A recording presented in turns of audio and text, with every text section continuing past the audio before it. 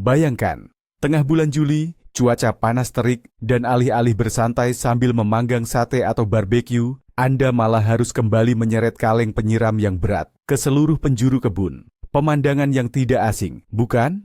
Nah, bagaimana jika saya beritahu Anda bahwa 90% dari semua kerepotan musim panas ini bisa dihindari saat ini juga? Di tengah musim dingin yang dingin, sambil duduk nyaman di kursi dengan secangkir teh hangat. Kedengarannya ajaib, tapi ini adalah murni strategi.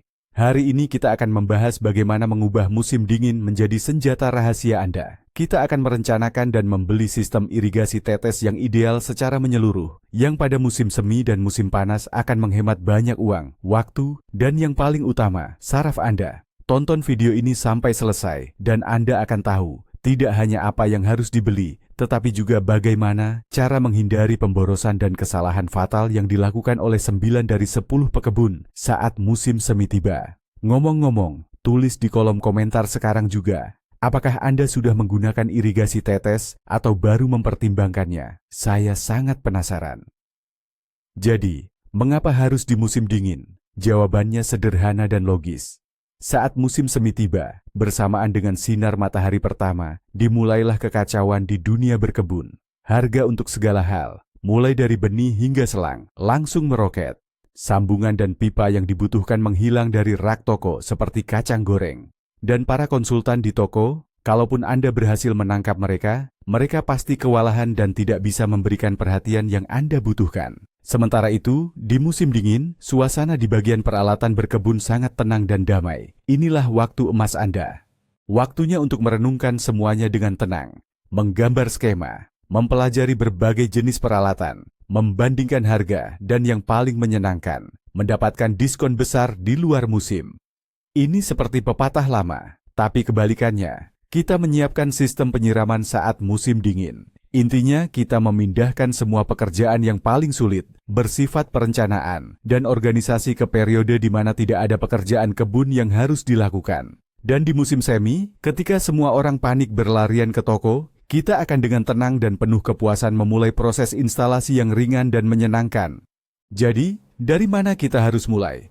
Bukan dengan langsung pergi ke toko, tapi siapkan dulu selembar kertas dan pensil. Langkah pertama dan yang paling krusial adalah membuat denah atau tata letak lahan Anda. Lupakan dulu soal selang dan dripper. Ambil meteran, lalu ukur kebun, greenhouse, dan petak tanaman Anda dengan saksama. Pindahkan semua objek ke denah dengan skala yang sesuai. Bedengan, pohon, semak-semak, jalan setapak, dan yang terpenting, lokasi sumber air. Apakah itu keran, sumur, atau tandon air? Jangan lupa tandai kemiringan lahan jika ada. Ini akan sangat penting saat Anda memilih jenis dripper yang tepat. Sketsa sederhana ini adalah peta jalan Anda. Ini akan mencegah Anda melakukan kesalahan fatal, yaitu membeli bahan terlalu sedikit atau sebaliknya terlalu banyak. Jangan malas, luangkan waktu 1 atau 2 jam untuk ini. Percayalah, 1 jam yang Anda habiskan sekarang akan menghemat seharian penuh waktu Anda di masa panen, serta menghindari kepanikan dan kekecewaan. Denah yang jelas adalah separuh dari kesuksesan seluruh proyek kita ini. Baik, mari kita lihat rencana kita. Kita akan beralih ke tahap kedua, yaitu zonasi strategis. Kita tidak bisa asal menyiram semua tanaman dengan perlakuan yang sama. Ini ibarat memberikan menu makanan yang sama kepada bayi dan pria dewasa. Setiap jenis tanaman memiliki kebutuhan kelembapan yang sangat berbeda. Misalnya, tomat di rumah kaca memerlukan satu jenis rezim penyiraman, mentimun rezim yang lain, dan stroberi di bedengan punya kebutuhan yang berbeda lagi. Tugas utama Anda adalah mengelompokkan penanaman berdasarkan selera atau kebutuhan air mereka. Tandai pada rencana Anda dengan warna yang berbeda, zona untuk tanaman yang sangat menyukai air, zona untuk yang hanya butuh penyiraman sedang, dan seterusnya.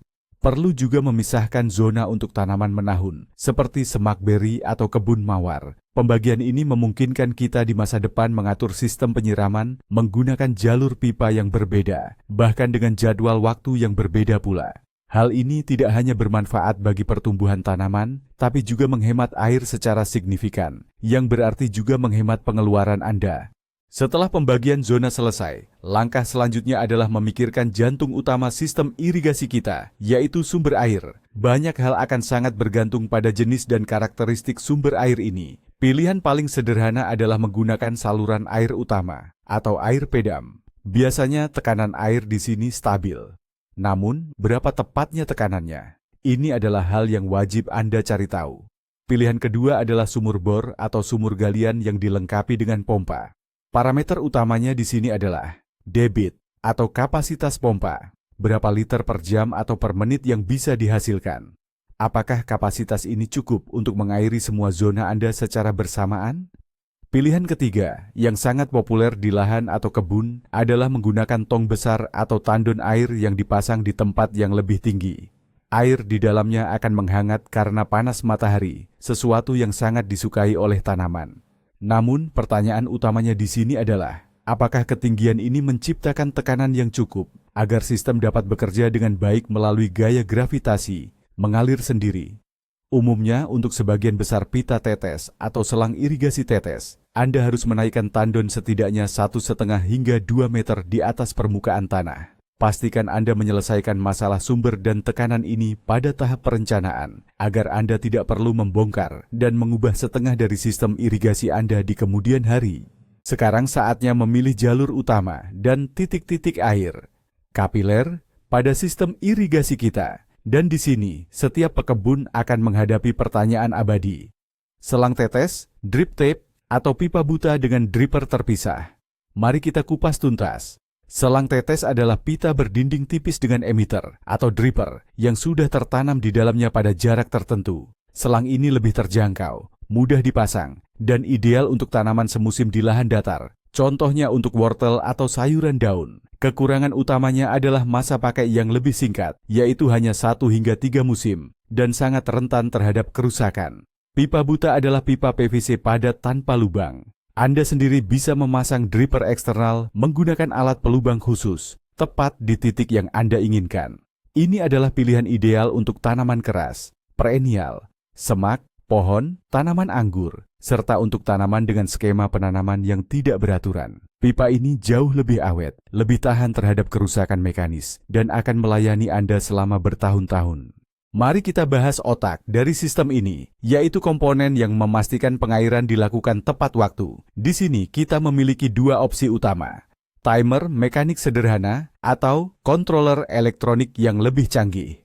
Timer mekanik sederhananya adalah semacam keran yang dilengkapi pengatur waktu. Anda hanya perlu memutar dan mengatur waktu penyiraman, misalnya selama 60 menit. Setelah waktu habis, ia akan mematikan aliran air dengan sendirinya. Alat ini memang sederhana, murah, dan terpercaya. Tapi kekurangannya, Anda harus menyalakannya secara manual setiap hari. Nah, kalau controller elektronik, ini baru yang namanya komputer mini untuk kebun Anda. Anda dapat memprogramnya agar menyala pada hari-hari tertentu dalam seminggu, pada waktu yang Anda inginkan, dan untuk durasi penyiraman yang tepat. Beberapa model bahkan dapat mengelola beberapa jalur pengairan secara bergantian, dan model yang paling mutakhir bisa terhubung ke sensor hujan, atau bahkan dikendalikan langsung melalui smartphone Anda. Memang harganya lebih mahal, tapi ini benar-benar memberikan Anda kebebasan total. Kebun Anda akan tersiram dengan sendirinya, bahkan ketika Anda sedang berada di kota atau sedang berlibur. Mari kita bahas elemen krusial, yang jika Anda coba berhemat di sini, kerugiannya akan jauh lebih besar, yaitu filter. Banyak pemula menganggap filter ini sekadar detail tambahan yang tidak wajib. Ini adalah kesalahan yang sangat fatal. Ingat baik-baik, filter bukan hanya sekadar opsi. Filter adalah garda depan, pelindung wajib seluruh sistem irigasi Anda. Meskipun Anda yakin air yang keluar dari keran sudah sebening kristal, air tersebut pasti mengandung partikel mikro seperti karat, pasir halus, atau kerak. Partikel-partikel inilah yang sangat cepat dan permanen menyumbat lubang-lubang kecil pada dripper atau penetes Anda. Akibatnya, separuh sistem Anda bisa saja berhenti berfungsi total. Dan ironisnya, Anda mungkin tidak langsung menyadari masalah ini. Ada 2 jenis filter utama, filter saringan atau screen filter, dan filter cakram atau disk filter. Filter saringan lebih sederhana dan lebih murah, sementara filter cakram jauh lebih efektif dan lebih tahan lama. Pilihan jenis filter tergantung pada kualitas air Anda. Namun, memiliki filter, meskipun jenis apapun, adalah keharusan mutlak. Filter harus dipasang segera setelah keran sebelum semua elemen sistem lainnya, dan tentu saja filter ini harus dibersihkan secara berkala. Komponen penting berikutnya yang sering dilupakan adalah regulator tekanan.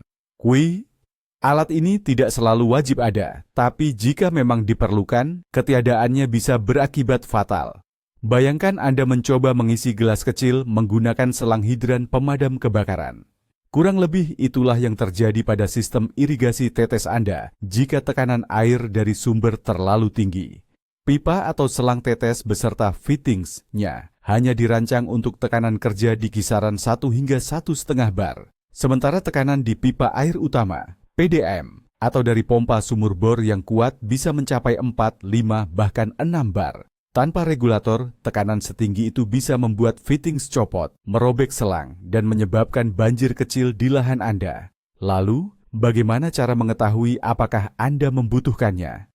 Jika sumber air Anda adalah saluran air utama, PDAM, atau pompa sumur bor yang kuat, pemasangan regulator tekanan sangat dianjurkan. Namun jika Anda menggunakan sistem gravitasi dari tandon atau tong, tentu saja regulator tidak akan diperlukan. Kami telah mencapai kerangka utama seluruh sistem, yaitu pipa induk. Pipa ini adalah pipa paling tebal dan menjadi jalur utama untuk mendistribusikan air dari sumber ke seluruh area lahan hingga ke bedengan atau tempat tanam. Umumnya, untuk tujuan ini digunakan pipa HDPE hitam, atau yang dikenal sebagai pipa polietilena bertekanan rendah. Pipa jenis ini tahan terhadap paparan sinar matahari, tidak terpengaruh cuaca dingin, dan dapat bertahan hingga puluhan tahun. Hal terpenting di sini adalah pemilihan diameter. Pilihan yang paling sering digunakan adalah 25 atau 32 mm. Aturannya sederhana, semakin panjang pipa induk Anda dan semakin banyak titik pengambilan air di dalamnya, maka semakin besar pula diameter pipa yang seharusnya Anda gunakan. Menghemat biaya dengan memilih diameter pipa induk yang terlalu kecil adalah ide yang sangat buruk. Pipa yang terlalu sempit akan menciptakan hambatan hidrolik yang besar, yang mengakibatkan tekanan air di bedengan paling jauh menjadi sangat lemah.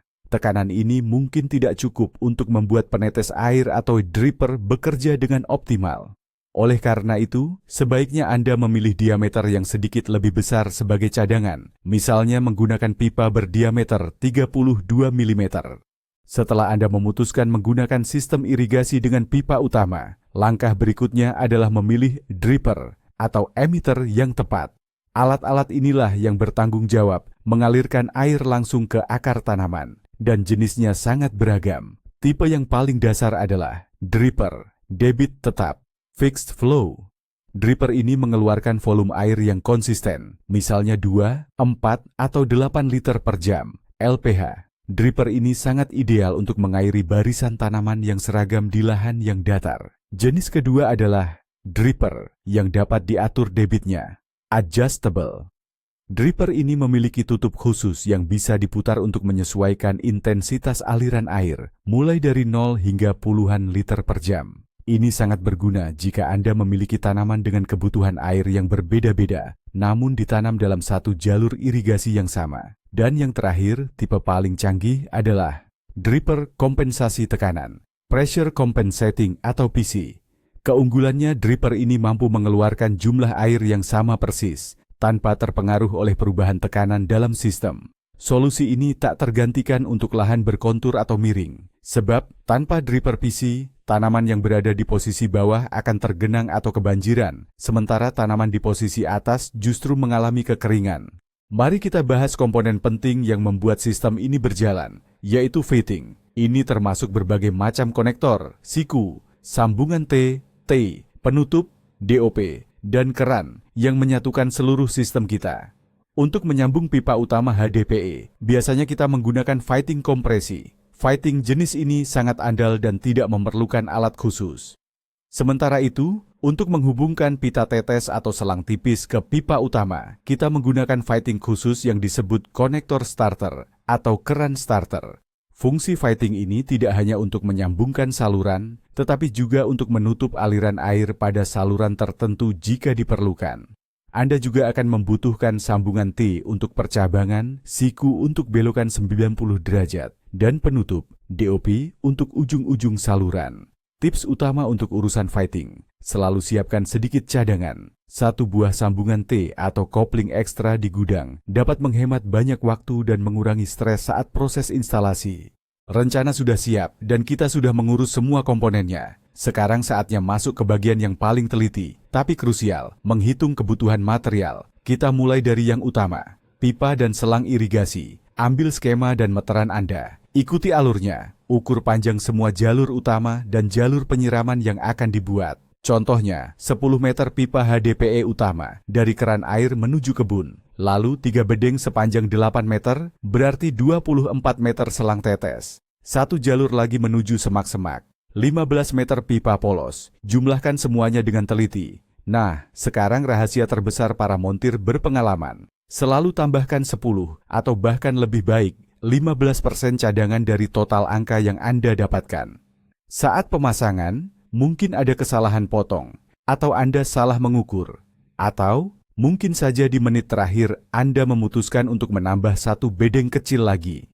Stok cadangan kecil ini adalah asuransi Anda agar tidak perlu buru-buru ke toko saat momen yang paling tidak tepat. Setelah urusan pipa selesai, sekarang waktunya kita hitung, fitting, dripper, dan semua komponen kecil lainnya. Ya, mungkin ini terlihat membosankan, tapi justru tahap inilah yang membedakan sistem irigasi yang terencana dengan baik dari sistem yang berantakan. Ambil kembali denah yang sudah kita buat, lalu hitung semua kebutuhan secara detail, benar-benar satu persatu. Misalnya, di sini ada belokan pipa utama, berarti kita butuh 1 sambungan sudut atau elbow. Di sini ada 3 bedengan yang bercabang dari pipa utama, itu artinya kita perlu 3 starting valve atau keran awal. Di ujung setiap bedengan tersebut, kita butuh 3 sumbat atau end cap. Jika Anda menggunakan pipa polos, tanpa lubang, hitung jumlah tanaman yang akan disiram. Jumlah itulah yang menjadi kebutuhan dripper atau penetes Anda. Jangan lupakan detail kecil tapi penting lainnya. Klem pengikat, clamp, pasak atau patok untuk menahan pipa ke tanah. Dan mungkin juga sambungan perbaikan, repair coupling, jika terjadi kerusakan. Buatlah daftar yang rinci, seperti T-konektor, sambungan T, 5 buah, keran, 2 buah, end cap, 8 buah. Daftar ini adalah kunci Anda untuk melakukan pembelian yang cerdas, efisien, dan tentunya hemat biaya. Setelah semua perhitungan selesai, kita beralih ke langkah perencanaan terakhir, menyusun rancangan anggaran biaya, RAB yang lengkap. Ini adalah dokumen keuangan utama Anda. Saya sangat menyarankan Anda membuatnya dalam bentuk tabel sederhana, misalnya menggunakan Excel atau Google Sheets. Buat beberapa kolom, yaitu nama barang, jumlah yang dibutuhkan, harga satuan, dan total biaya. Sekarang, masukkan semua data dari daftar Anda ke dalam tabel ini dengan teliti. Contohnya, pipa HDPE 32, 20 meter, selang tetes 50 meter, filter disk 1 buah, dan seterusnya untuk setiap item. Tabel ini akan memberi Anda gambaran yang jelas mengenai anggaran keseluruhan proyek. Selain itu, ini adalah alat yang sangat praktis untuk membandingkan harga.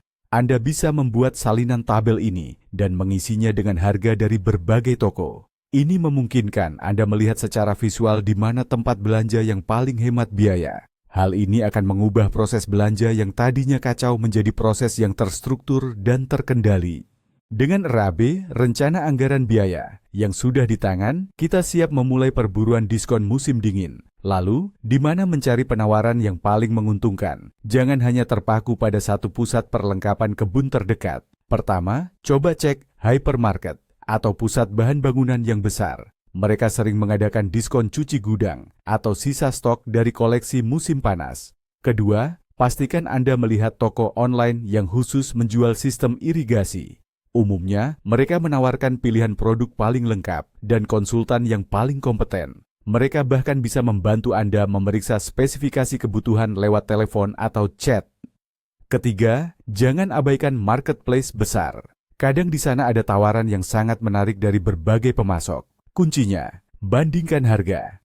Jangan malas menghabiskan waktu, mungkin 1 malam, untuk mengecek rincian RAB Anda di berbagai toko. Selisih total biaya akhirnya bisa sangat mengejutkan dan mencapai 20 hingga 30%.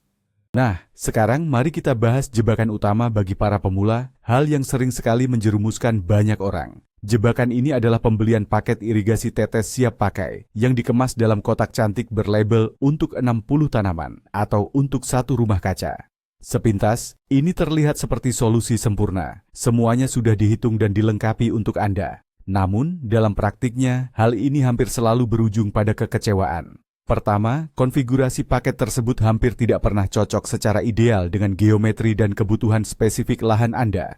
Akibatnya, Anda akan berakhir dengan banyak komponen yang tidak terpakai, tetapi kekurangan beberapa komponen penting lainnya. Kedua, produsen paket ini seringkali menghemat kualitas komponen, terutama pada fitting dan selang tetesnya, agar harga di kotak terlihat lebih menarik. Hasilnya, Anda mendapatkan sistem yang tidak tahan lama dan harus diperbaiki atau dirombak total di musim tanam berikutnya. Ingat baik-baik, sistem irigasi terbaik adalah sistem yang Anda rakit sendiri, disesuaikan secara khusus dengan kebutuhan dan tantangan spesifik Anda.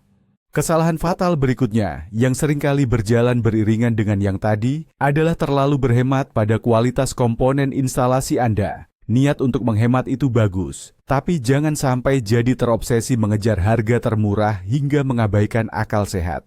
Ini terutama berlaku untuk fittings atau sambungan pipa.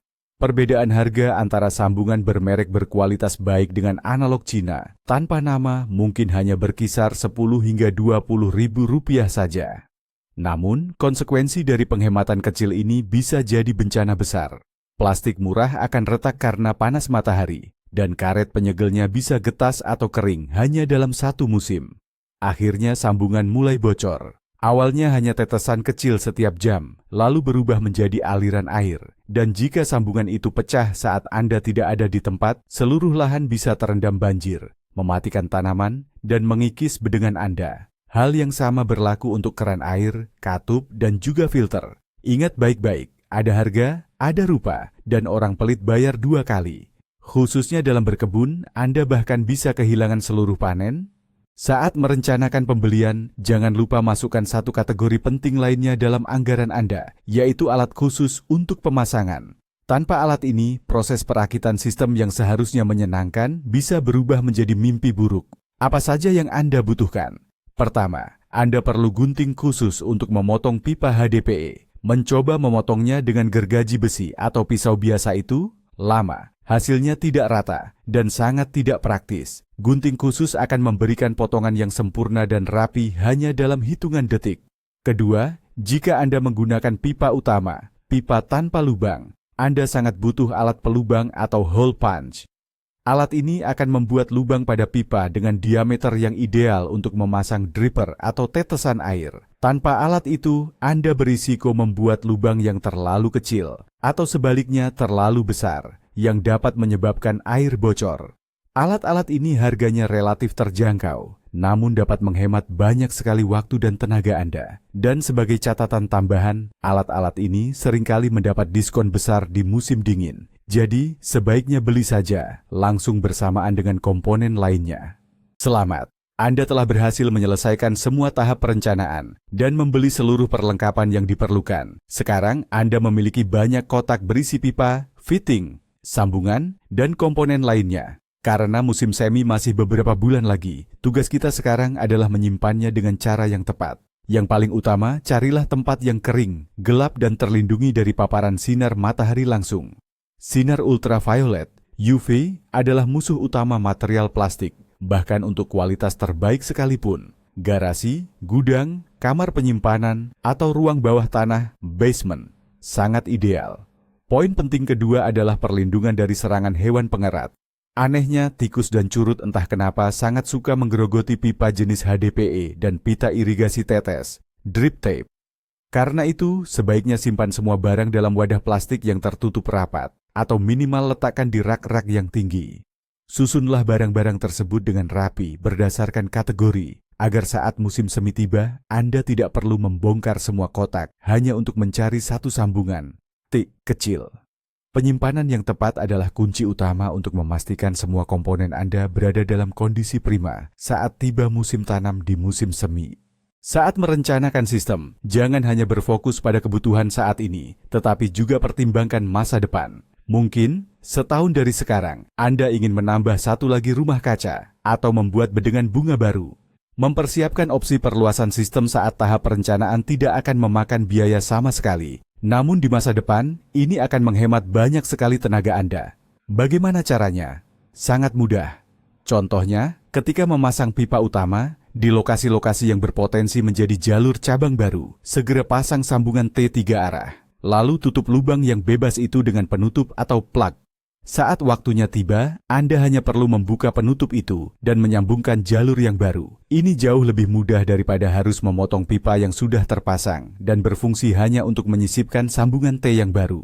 Berpikir ke depan adalah ciri seorang perencana sejati. Sistem irigasi Anda seharusnya tidak statis, melainkan harus fleksibel dan siap untuk berkembang seiring dengan pertumbuhan taman Anda. Dan inilah dia, langkah terakhir, langkah ke-20, dalam maraton persiapan musim dingin kita. Semuanya sudah terencana, sudah dibeli, dan tersimpan rapi. Lalu, apa lagi? Nah, sekarang saatnya yang paling penting. Tarik napas, hembuskan, dan beri pujian pada diri sendiri. Anda telah menyelesaikan upaya perencanaan dan kerja otak yang luar biasa. 90% kesuksesan sudah pasti di tangan Anda. Sekarang Anda bisa benar-benar menikmati sisa musim dingin dengan tenang. Minumlah teh, baca buku, tataplah salju di luar jendela, ditemani rasa puas yang mendalam. Anda adalah pekebun yang bijak, yang sudah membereskan semua persiapan jauh-jauh hari. Anda berhasil menghindari kepanikan musim semi, menghemat biaya, dan kini sepenuhnya siap menghadapi musim tanam yang baru. Keyakinan dan ketenangan hati yang Anda rasakan ini mungkin adalah hadiah paling berharga dari seluruh upaya persiapan musim dingin yang kita lakukan.